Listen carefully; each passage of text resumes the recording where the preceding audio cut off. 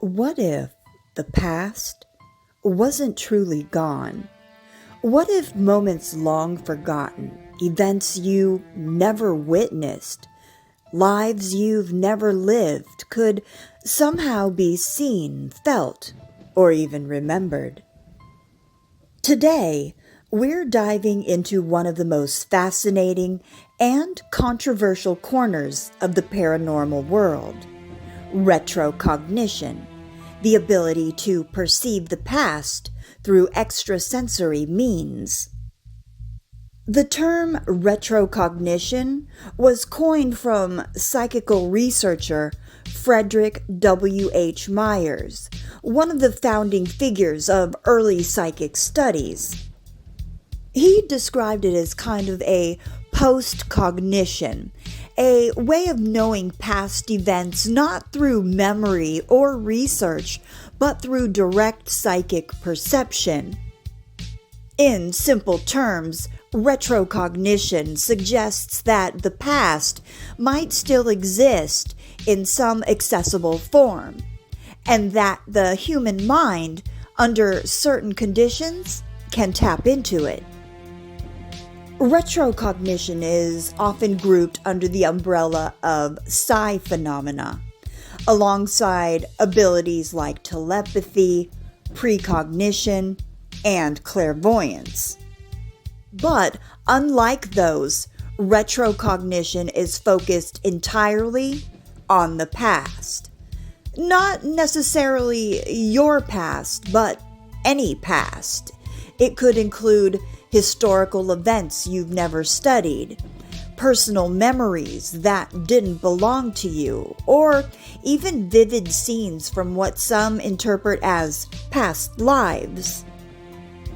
Supporters of retrocognition often describe it as receiving visual impressions, emotional imprints, or sudden bursts of knowledge that seem to come from nowhere. But how does it actually show up? Well, retrocognition isn't just one experience.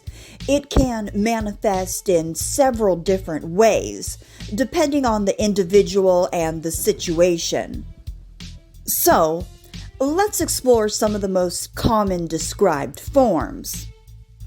This occurs when someone experiences detailed visions of the past while dreaming. These dreams may feel unusually vivid, almost cinematic, and sometimes include historically accurate details that the dreamer couldn't have known. In this form, individuals feel the past rather than see it. They may walk into a place or touch an object and suddenly experience strong emotions: grief, fear, joy. They seem to belong to someone else, though. It's as if the emotional residue of past events had been left behind and could be picked up by sensitive individuals.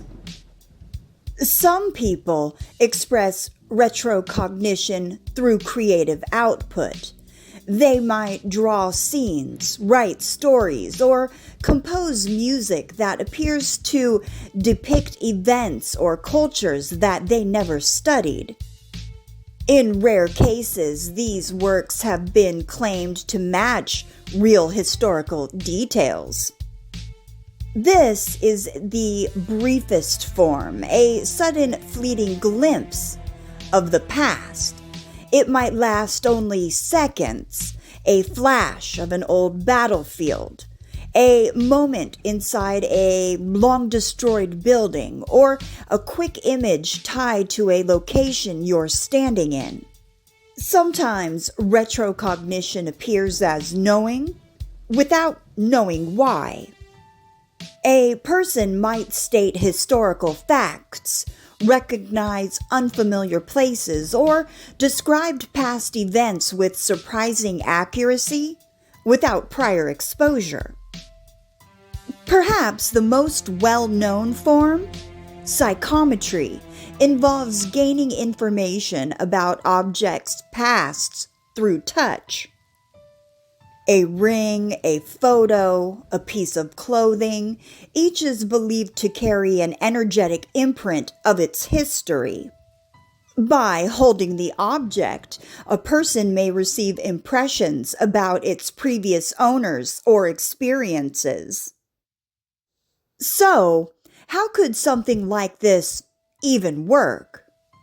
Well, there's no scientific consensus, but several theories attempt to explain retrocognition. Some belief systems suggest that events leave behind energetic traces, sometimes called parennograms or hollow memories. These imprints could exist in the environment like a recording waiting to be replayed. Another idea challenges our basic understanding of time. Instead of a straight line, past, present, future, time may exist all at once. If that's true, retrocognition could be a form of access, not travel, like tuning into a different channel. Retrocognition is often linked to clairvoyance, the ability to see beyond normal perception. In this view, retrocognition is simply clairvoyance directed backwards in time. Some experiences of retrocognition overlap with claims of past life memories. People report recognizing places, languages, or historical details that align with lives they believe they once lived. And while intriguing, these claims remain debated. As compelling as retrocognition sounds, it comes with serious challenges. First and foremost, verification. It's incredibly difficult to prove that a retrocognitive experience is genuine. Was it a real perception of the past, or could it be subconscious memory, imagination, suggestion, or even coincidence? There's also an interesting paradox. Some theorists suggest that what appears to be retrocognition could actually be precognition, seeing a future moment where the past is revealed. In other words, you're not seeing the past directly, you're seeing your future discovery of it. And even those who claim retrocognition ability report inconsistency. Visions may be fragmented or symbolic. Details can be distorted, and intense focus is often required. Some even describe becoming so absorbed in these impressions that they temporarily lose awareness of their surroundings. From a scientific standpoint, retrocognition remains unproven. There's no reliable, repeatable evidence that confirms the ability exists. Psychologists often attribute these experiences to pattern recognition, memory reconstruction, cognitive bias, or the brain's tendency to create meaning from incomplete information. This does not necessarily make the experience meaningless. It just means that they may come from within rather than beyond. Despite the skepticism, retrocognition continues to fascinate people across cultures and generations. Why? Well, because it touches on something deeply human. Our desire to understand the past, not just intellectually, but viscerally. To feel it, to see it, to connect with it. It also raises bigger questions. Is memory limited to the brain? Does time really move in one direction? And could consciousness be more expansive than we currently understand?